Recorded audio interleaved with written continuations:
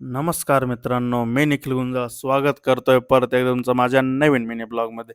तर दिवसाची सुरुवात झाली आपली काही अशी, कारण की जय दादा आणि मी निघालो होतो पुण्याला. तर पुण्याला का ते हळू तुम्हाला कळेलच. बघायचं होतं आम्हाला एरोप्लेन, ते काय आम्हाला दिसलं नाही म्हणून आम्ही आता निघालो पुढे. आता आलोय आम्ही डिस्ट्रिक्ट कोर्टला. तिथं लावलेली आहे आपली गाडी. तिथून निघालो होतो आम्ही मेट्रोकडे. आज म्हणलं पहिल्यांदा एकदा एक्सपिरियन्स घेऊन टाकू का कशी काय आहे मेट्रोचं. नंतर भेटले आम्हाला शुभम शेठ. शुभम शेठ कारण की पुण्यातच असतात.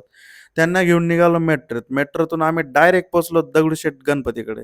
म्हणलं आता गणपतीचं सीझन आहे आणि आपण दगडूशेठला नाही आलो असं होऊच शकत नाही. तर ह्या वेळेची थीम एक नंबर आहे. केरळाचं पद्मनाथ टेम्पलची थीम आहे यावेळेस. त्याच्यामुळं ती पण भारी होती.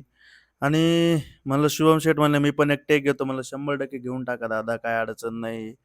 नंतर आम्ही जरा फोटोग्राफ्स क्लिक केले. आता ते काय अपलोड नाही केले, ही गोष्ट वेगळी आहे. गर्दी होती थोडीफार, पण मॅनेज करत आम्ही गेलेलो आहे. कारण की बाप्पांचं दर्शन घ्यायचं तर हे आपल्याला ॲडजस्ट करावंच लागणार आहे. सगळे लांबून भावी भक्त आलेले आहेत.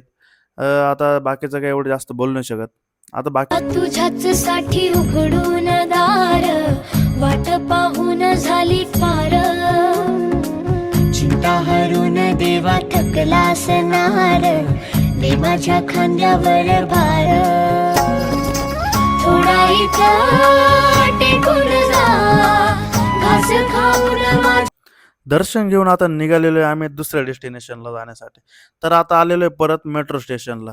तर आता म्हणलं बघूया आता ह्या साईडने कुठून काय कुठं निघतंय. जाता 1-2 गणपती बाप्पांचे परत एकदा दर्शन घेतलं. दर्शन घेऊन आम्ही निघालोय परत मेट्रो स्टेशनकडे. इथून परत खालीवर कुठं इकडं-तिकडं घुसवलं शुभम शेटने त्यालाच माहिती. नंतर दिसली मस्तपैकी लॅम्बोर्गिनी उरुस येस. आणि नंतर नंतर आलो आम्ही कॅम्पच्या बर्गरला. कारण की खूप ऐकलं होतं ना कॅम्पचं बर्गर असं तसं. भाईसाहब इथं आल्यावर बघितलं 1 तासाची वेटिंग. परत साला इच्छाच होणार नाही कोणाची. नंतर बर्गर खाल्लं, एवढी मगजमारी करून नंतर एवढा जोरात पाऊस आला, गाडी आणायला पळालो जोरात.